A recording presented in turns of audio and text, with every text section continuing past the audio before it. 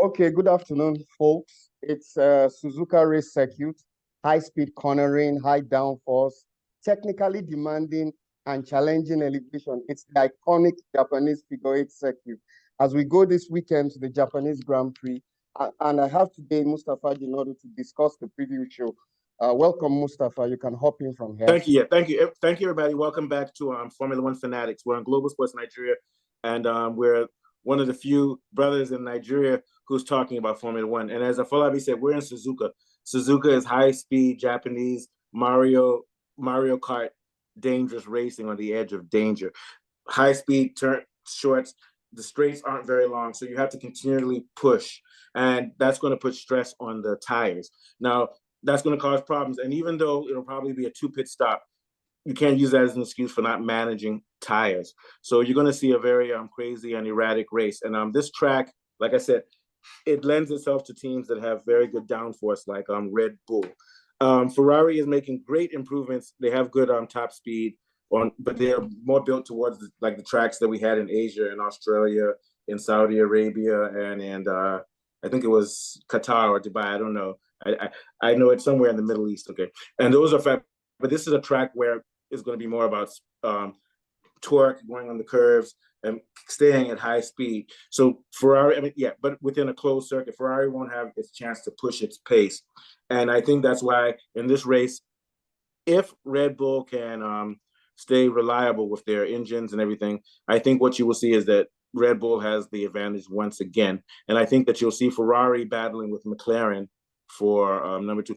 Ferrari has a lot more better pace than McLaren, but I think McLaren might actually be better on the curves also. I think I agree with you. Greatest. Main What challenge, were you going to say? the main challenge for RB will be Ferrari. The main challenge for RB will be Ferrari. And for Mercedes, their car keeps playing tricks on them. They don't know what the problem is. It will be more challenging for them now. I think we have Kunle here. Kunle has hopped in. Kunle, you're welcome. Okay. Welcome, Kunle. So I feel like based on what we're talking, ask Kunle. You can direct the question to him. Yeah. What's up? Yeah. Don't beat her with the white beater. Okay. I don't beat her with my white beater. Yeah.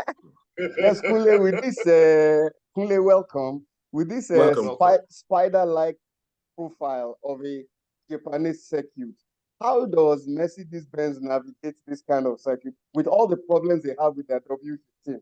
What are your thoughts? Because it's high speed. It's high speed corners, high speed, and the straights are very short. Yeah, go on, Kunle. Yeah. Let's admit defeat now. Okay? Yeah.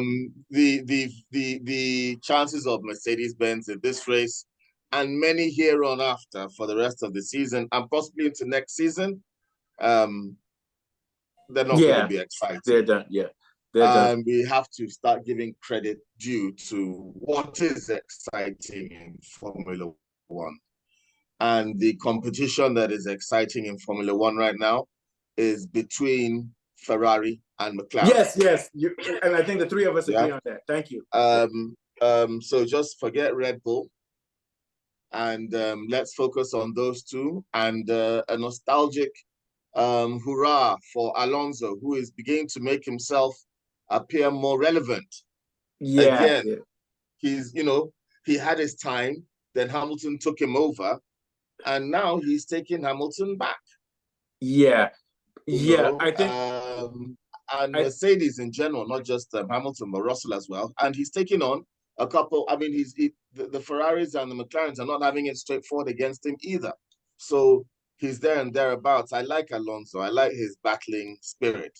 I like the fact that anybody that's behind him is going to have one hell of a time. It's very difficult to pass because Alonso is a pure racer. So now everybody is saying that Aston Martin, Alonso could come Q3 or Q4, but they don't have race pace. That's the problem. But on a track like Suzuka, if he comes P4 or P3, it's going to be difficult to pass him because that's the only thing. But you can use strategy because now they have 2 tire stops, and it's going to be the hard tires because this is a high speed track that's going to cause a lot of friction. So what do you think, Kunle? That's going to be one-sided for Red Bull.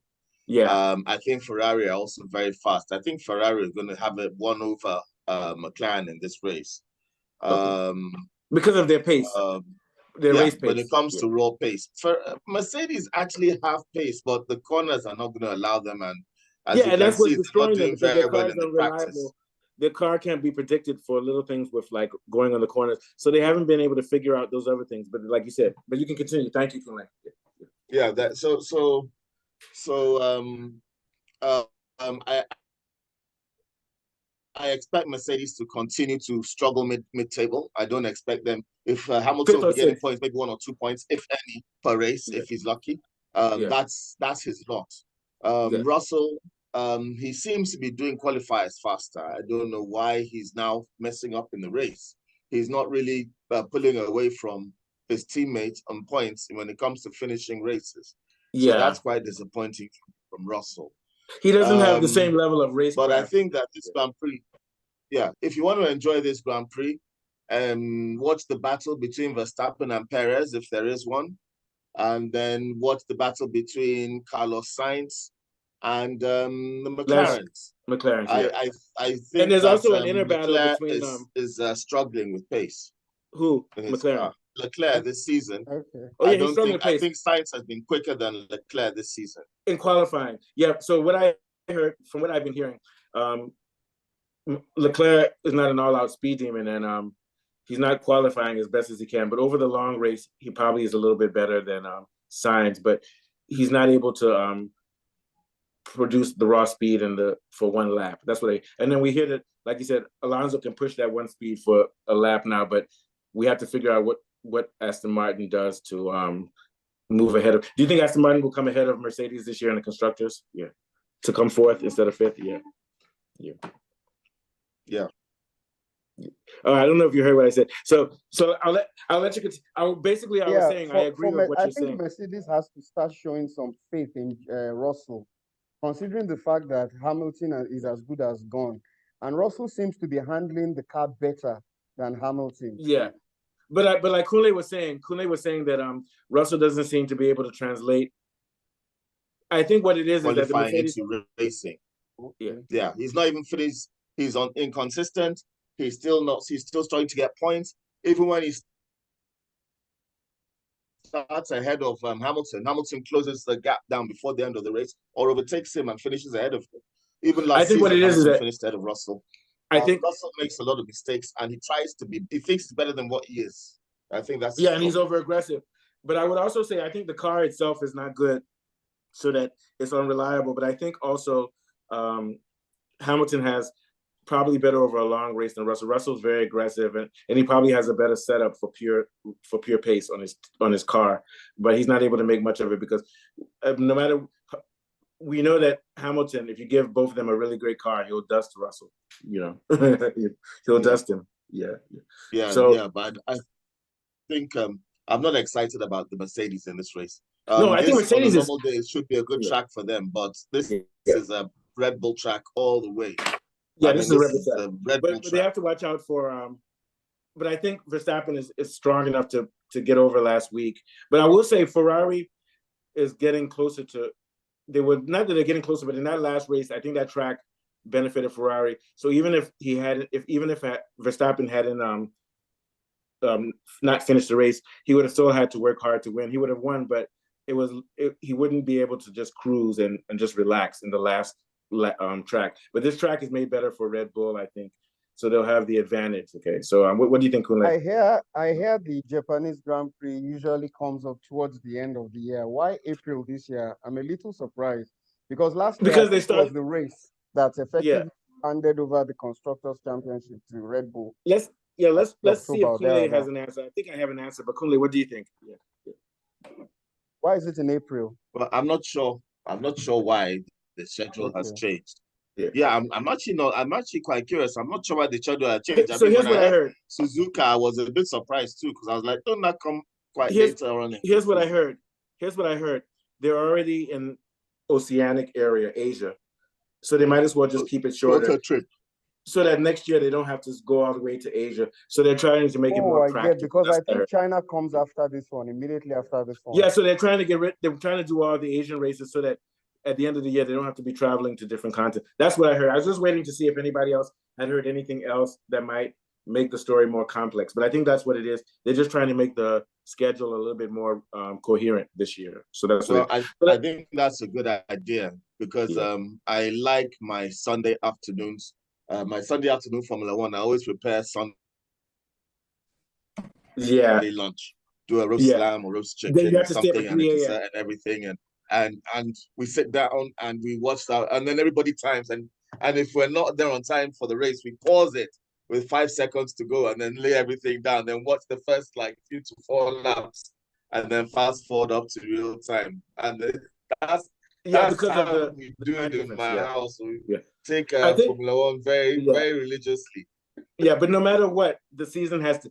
They should always end the season in Interlagos or somewhere, like in Brazil or somewhere. Yeah. But it's a funny time now. I'm not sure the race time. What's the time difference in Suzuka now? What time are we having the race? I think they're close to 12 hours ahead. No, they're 6 hours ahead of you guys, or 6 or 7. Yeah.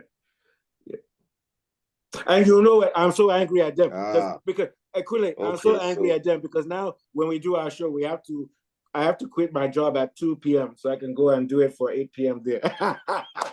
You understand what I'm saying? Because people don't realize how tough. Okay, it's true. Your own time zone is the math is confusing me too much. I don't even want to. Okay, guys. So this is a short show because I have to get ready for work. But we're gonna close now on for the next 5 or 10 minutes about the scandals. So from what I hear, let me brief you guys. So, apparently, I'm just gonna summarize this. Christian Horner and those guys paid off that lady. And after they did that, he was so angry that it's time for him to flex his muscles and say, okay, let's suspend her and do this and that. And then there are rumors that Verstappen might be going to Aston Martin because there are rumors that Adrian Newey might be leaving. But my summation is that they will stay together. Everybody was angry about that situation, and nobody wanted to be liable for not taking a female seriously when she says, I was harassed. So they were like, well, we have to leave if this doesn't fix. But apparently, I think they've paid off the lady. But Christian Horner still has to flex his muscles. And Christian Horner is stable because people realize that Verstappen will leave when he wants to, but they have to keep Horner, and he has 52% of the controlling interest. And then Helmut Marko said he was going to go because Helmut Marko leaked the emails because my view is that he didn't want to be connected to those emails. And BBC has said that they've read the emails, but they can't say much about it. But the emails are damning on Horner. So I smell there's been a cover up, and everything will be okay in Red Bull. What do you think, Kunle? Yeah. Oh, well, I mean, all these scandals, we never know the truth. Yeah. But I'm surprised. I'll be surprised if Verstappen leaves he's the fastest driver in the world, in the fastest car in the world. Okay, can I hold on for a second? It would be good for all of us, but not for Red Bull. Yeah. I was going to go on to Christian Horner. I just wanted to make that a side note. Oh, yeah. But I was going to say that in respect of this scandal, it happens a lot. And we have to move on. Because it was going to go either of one of two ways. It was either going to go a way of Me Too are going to take him down, or she's going to accept a payment. I think she accepted it. Yeah. Yes. Now, I don't think, I also agree, I don't think he was innocent because when men are innocent on something like this, we're very vocal. Yeah. You know like me, I did give you this details thing. of everything that He's talking from experience. Happened.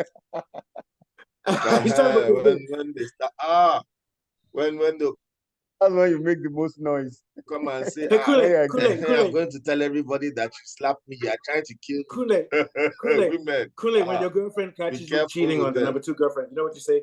Let's draw a line in the sand and put this away. Let's continue with Formula One.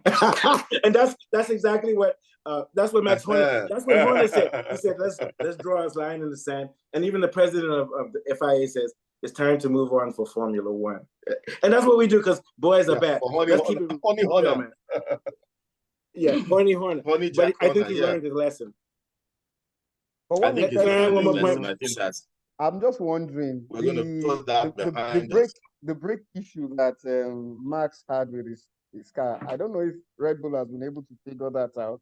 It will be at the back of their mind also.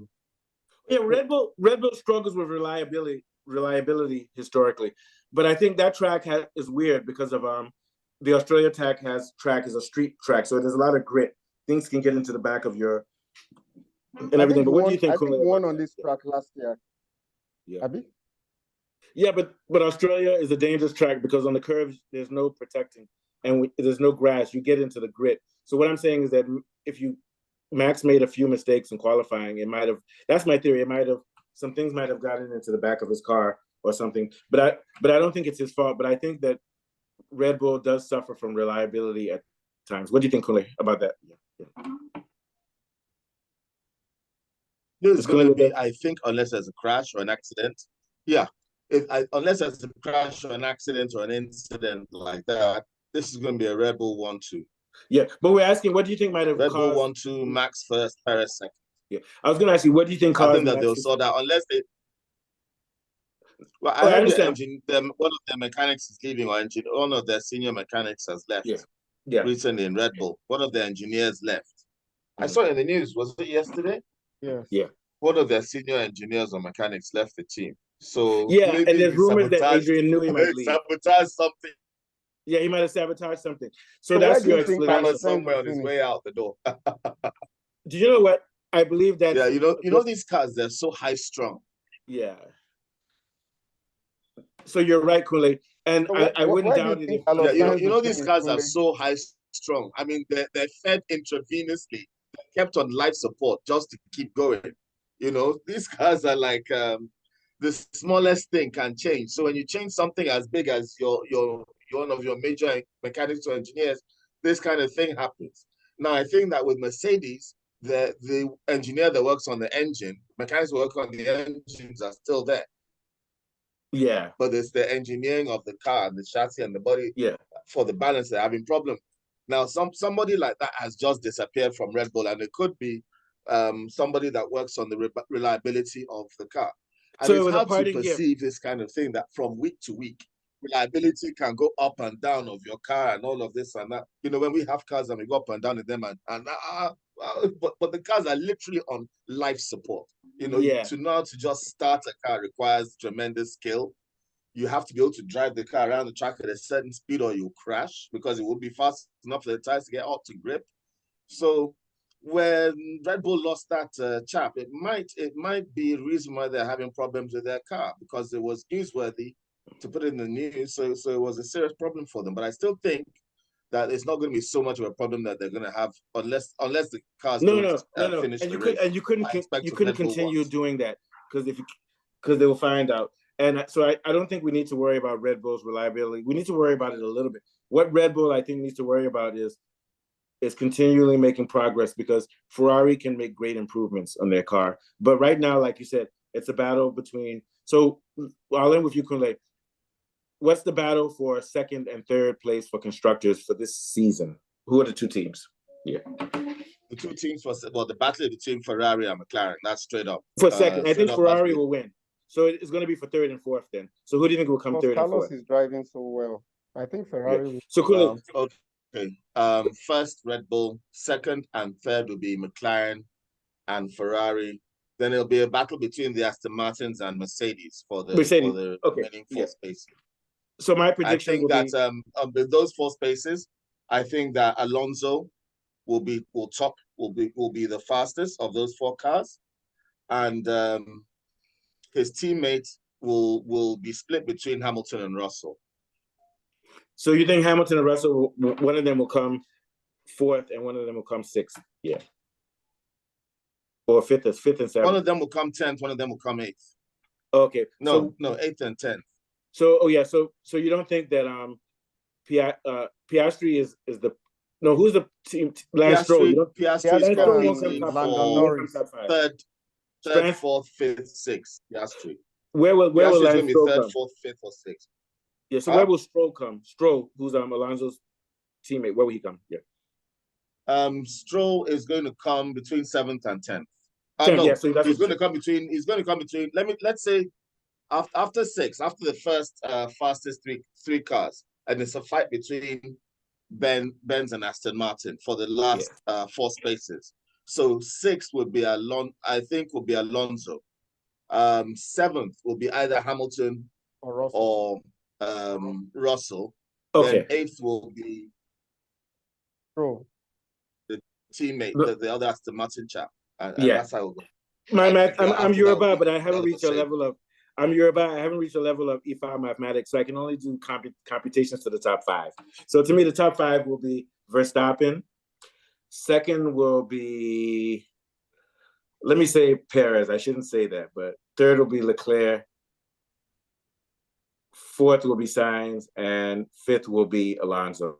That's the best I can say to them. Probably First wrong. will be Verstappen, second will be Perez, third will be Sainz, fourth will be Leclerc, fifth will be Piastri, and sixth will be the other McLaren. Lando Norris. Yeah, so I think we're not totally in agreement, but it sounds similar. So let's end with you. What do you think will be the top 5? Afolabi, who's, you won't believe it, he's new to Formula One. He called me and said, I want to start this show because I love Formula One. And he started doing a lot of homework. So what's your top 5, quickly? Of course, Max and Sergio Perez, without a doubt. Yeah. And of course, the duo of Leclerc and Sainz. But I think Sainz will finish ahead of Leclerc. Sainz is driving. So you agree with Kunle? Yeah, you agree with Kunle. Yes, I agree with Kunle. And then, of course, the duo of Oscar Piastri and Lando Norris, in that order. So you think Ferrari and McLaren. That's fair. So you think that Alonso will come 6th? That's fair too, because Alonso, he's a superior driver to everybody except for Verstappen. It appears Alonso too is planning to leave Aston. I don't know. He's too old to be leaving places, man. He's too old. He needs to surprise myself. Unless he goes to Ferrari. Okay, so guys, let me go because I have to go to work. But I want to thank everybody. Thank you, Kunle. Enjoy your day. Thank you, Afolabi. Maybe I'll see you guys in Janadu Talks Football tomorrow. But if not, we'll see you guys on Formula One during the weekend. And I want to say a special thank you to our producer, Afolabi Olalaku, who works very hard and is very good with our graphics for our programs and everything. We want to say thank you. And I want to say thank you to Kunle, who, in my opinion, I'm not joking, Kunle is the smartest guy on our show because he knows a lot about every sport. He knows Formula One, he knows football, he knows boxing. But I am the entertainer and the creator. All right, everybody, thank you very much. I love you guys. Up ISL, up Lagos, up Nigeria. So stay tuned, guys. We'll be back to talk about our predictions for qualifying on Saturday. Have a good one. Enjoy it, everybody. Thank you.